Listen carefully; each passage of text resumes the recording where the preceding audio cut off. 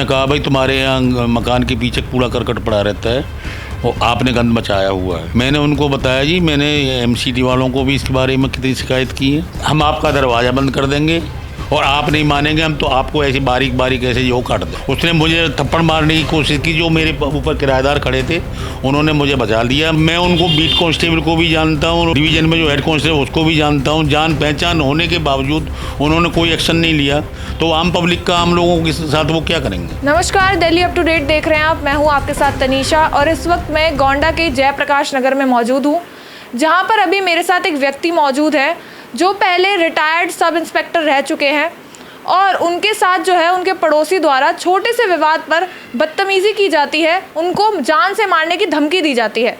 अब क्या था मामला, क्यों इनको जान से मारने की धमकी दी जा रही है, यही जानने के लिए अभी हम इनके घर में मौजूद हैं और चलिए इनसे बातचीत करते हैं।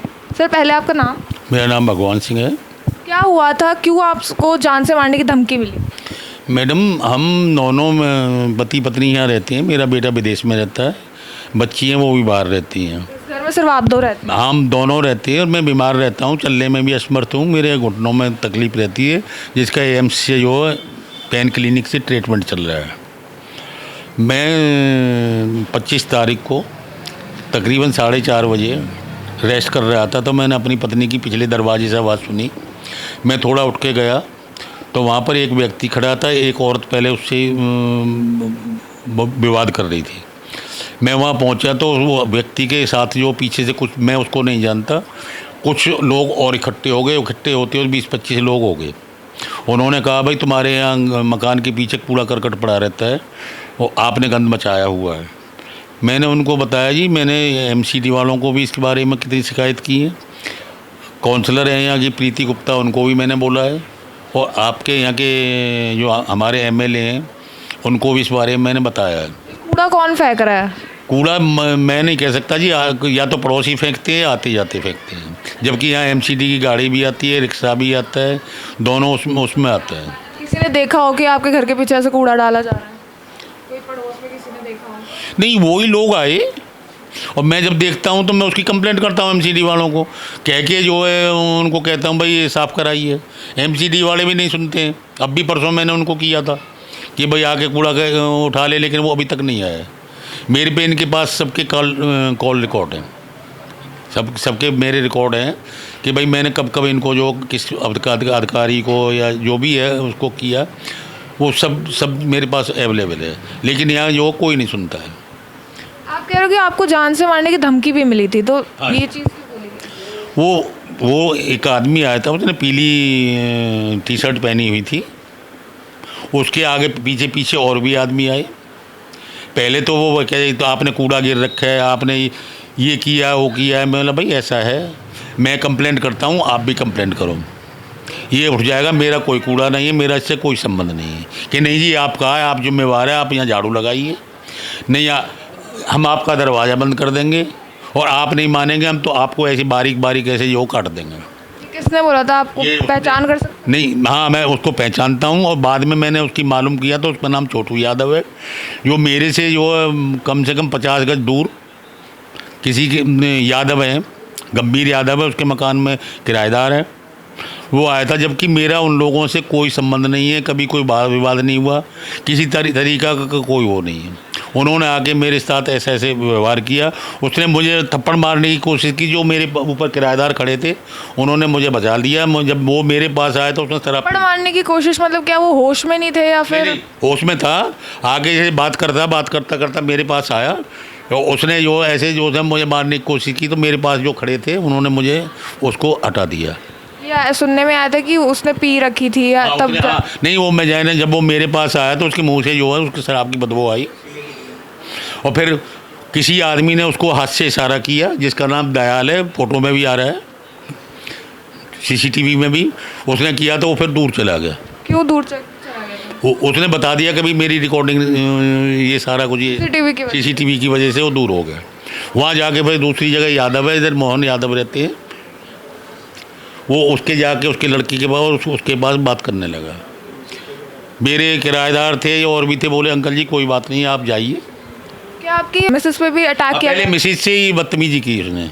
पे अटैक करने की कोशिश? हाँ नहीं, मैंने नहीं देखा उन पीछे के पहले क्या हुआ कि जब मैंने देखा नहीं तो आपको क्या बताऊँ। मैंने बस यही देखा वो ज़ोर ज़ोर से बोल रही थी और वो भी उनसे जो ज़ोर ज़ोर से बोल रहा था, बदतमीजी से बोल रहा था, मतलब तू तड़ाक बोल रहा था। बदतमीजी का मतलब ये तू तड़ाक बोल रहा था, वो उनकी जैसी एज है उसके हिसाब से वो कोई तरीका नहीं था। अभी आंटी कहाँ पर है?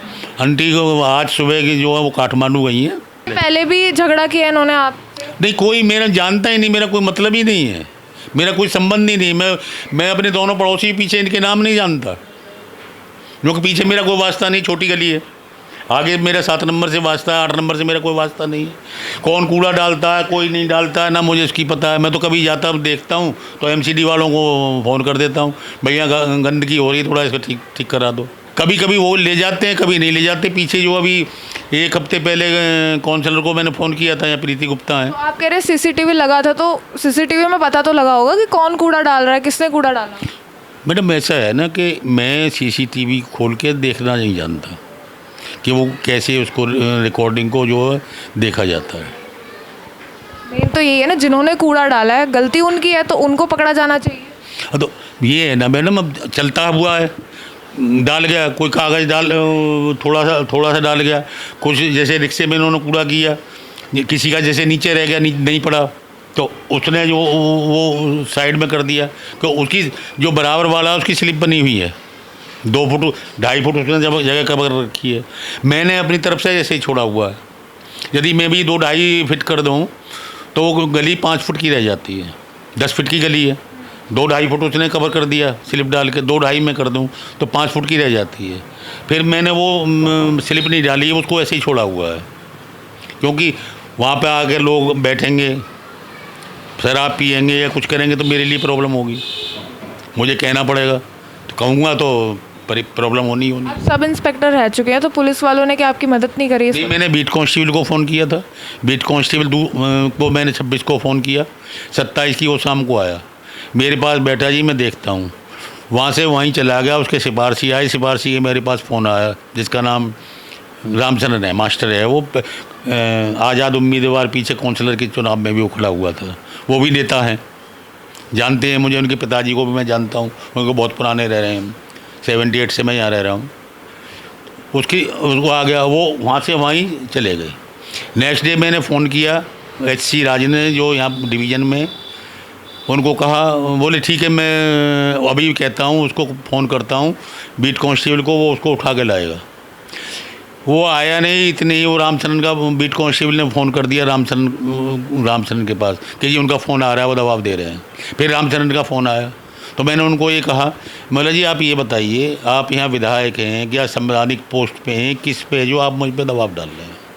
मैं इसमें कुछ नहीं कर रहा, मैंने अपनी कंप्लेंट की है, करना पुलिस को करना, मैं तो उसमें कुछ कह नहीं रहा। उसके बाद जो है मैंने परसों से आज, परसों 29 तारीख थी, आज 31 तारीख हो गई है।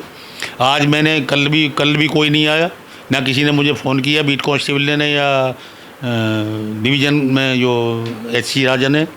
आज मैंने फ़ोन किया तो मेरा फ़ोन उन्होंने नहीं उठाया। तो आपको क्या लगता है क्यों नहीं आपका कॉल उठाया जा रहा, क्यों पुलिस इसमें इन्वॉल्व नहीं हो रही?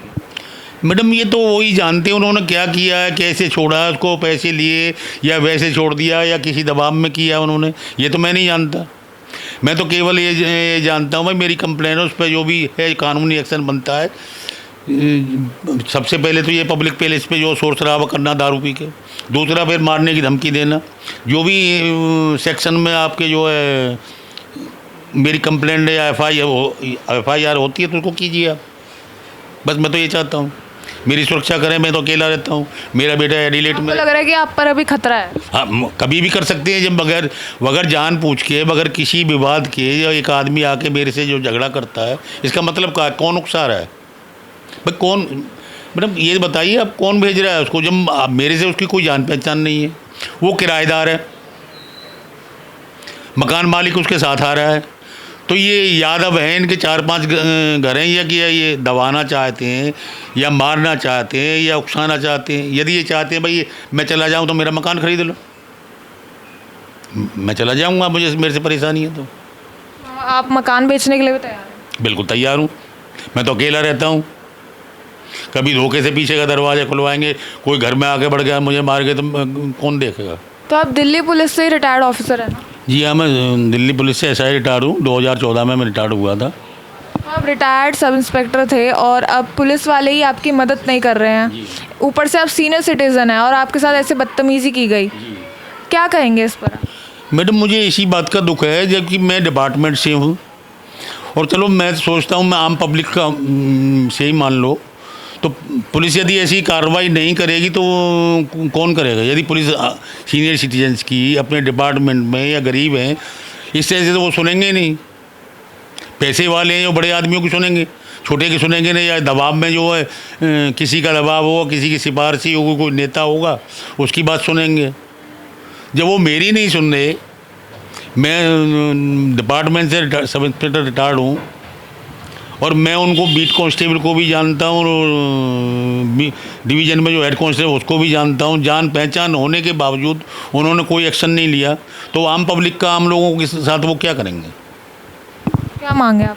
मेरी मांग यही है मैडम कि जो है उसकी जांच करें, जो भी मेरी शिकायत है उस पर जांच करें, उस पर जो भी कानूनी कार्रवाई बनती है कानूनी कार्रवाई करें उसके खिलाफ।